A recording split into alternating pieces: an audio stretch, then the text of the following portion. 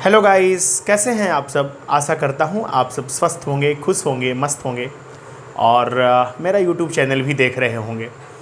आइए मैं आपको अंतिम टेंस मतलब फ्यूचर का भी सबसे अंतिम sentence future perfect continuous tense के बारे में बताने जा रहा हूँ। तो सबसे पहले हम जानेंगे कि फ्यूचर परफेक्ट कॉन्टिन्यूअस टेंस को हम पहचानेंगे कैसे।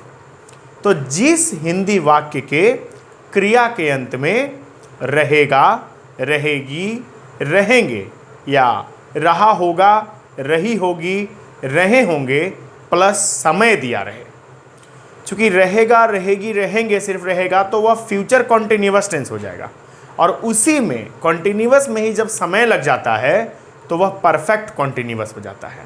उसी तरह से इसमें भी हम पढ़ेंगे रहेगा, रहेगी, रहेंगे या रहा होगा, रही होगी, रहे होंगे प्लस समय। तो मैं आपको बता दूं कि फ्यूचर परफेक्ट टेंस और फ्यूचर परफेक्ट कॉन्टिन्यूअस टेंस का बहुत ज़्यादा यूज नहीं है, बहुत ज़्यादा प्रयोग हम व्यवहारिक जीवन में नहीं करते हैं। बोलचाल की भाषा में भी इसका प्रयोग न के बराबर होता है, फिर भी चूंकि रूल है तो हमें पढ़ना है। आइए देखते हैं।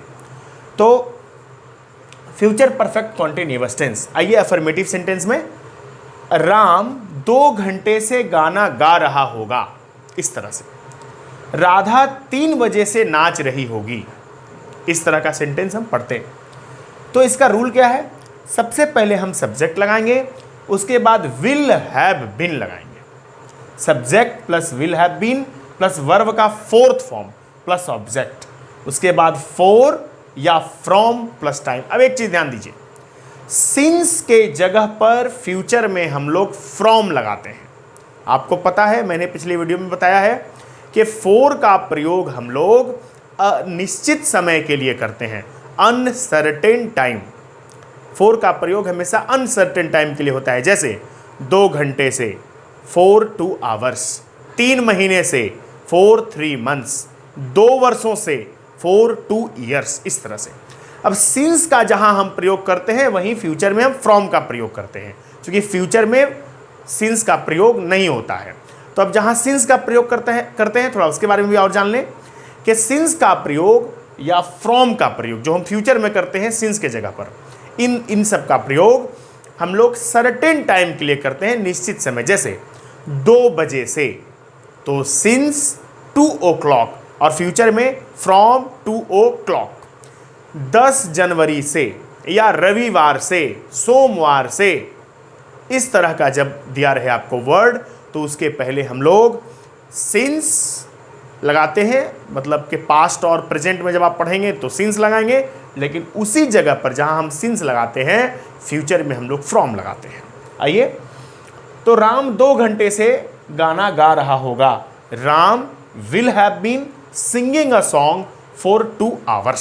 सिंपल है। आगे देखिए, राधा 3 बजे से नाच रही होगी। सबसे पहले हम सब्जेक्ट लगाएंगे राधा।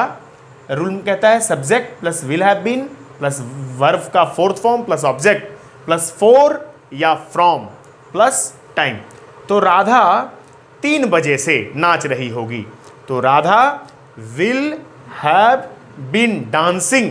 अब 3 बजे से, तो यही अगर प्रेजेंट में और पास्ट में रहता तो हम सिंस लगाते, तो फ्यूचर में फ्रॉम लगाएंगे, फ्रॉम 3 o'clock बन गया। आगे है निगेटिव सेंटेंस, नकारात्मक वाक्य। मेरी मां सुबह से खाना नहीं बना रही होगी। देखिए दूसरा, तुम 2 वर्षों से अंग्रेजी नहीं सीख रहे होगे। तो subject plus will not have been, subject plus will not, उसके बाद have plus been plus verb का fourth form plus object plus for या फ्रॉम प्लस टाइम, इस तरह से बनाएंगे। तो मेरी माँ सुबह से खाना नहीं बना रही होगी। My mother will not have been cooking food from morning. Morning के साथ हम प्रेजेंट और पास्ट में सिंस लगाते, तो यहां हम फ्रॉम लगाएंगे। दूसरा है, तुम 2 वर्षों से अंग्रेजी नहीं सीख रहे होगे, तो you will not have been learning English for 2 years. Clear हो गया? अब आपका अफर्मेटिव और नेगेटिव समाप्त हो गया। आइए इंट्रोगेटिव की ओर। इंट्रोगेटिव में देखिए, यस नो इंट्रोगेटिव। क्या आप सुबह से पढ़ रहे होंगे? देखिए, रहे होंगे प्लस सुबह दिया हुआ है समय। आगे है, क्या मोहन 2 महीने से कार चला रहा होगा? आइए कैसे बनाएंगे। सबसे पहले विल लगाएंगे, उसके बाद सब्जेक्ट, उसके बाद नॉट, उसके बाद हैव, उसके बाद बिन, उसके बाद वर्ब का फोर्थ फॉर्म, फिर ऑब्जेक्ट, फिर फॉर या from plus time, plus interrogative symbol देना ना भूलें। याद रखिए, इंट्रोगेटिव सेंटेंस के अंतिम में हम लोग इंट्रोगेटिव सिंबल देना नहीं भूलेंगे। If we forget to use this interrogative symbol then the whole sentences will be wrong. समझिए। तो आइए, क्या आप सुबह से पढ़ रहे होंगे? तो will you have been reading from morning? Next, क्या मोहन 2 महीने से कार चला रहा होगा? Will Mohan have been driving a car for 2 months? 2 महीने से, फॉर 2 months।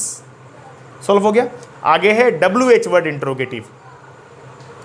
तुम सोमवार से क्रिकेट क्यों नहीं खेलते रहोगे?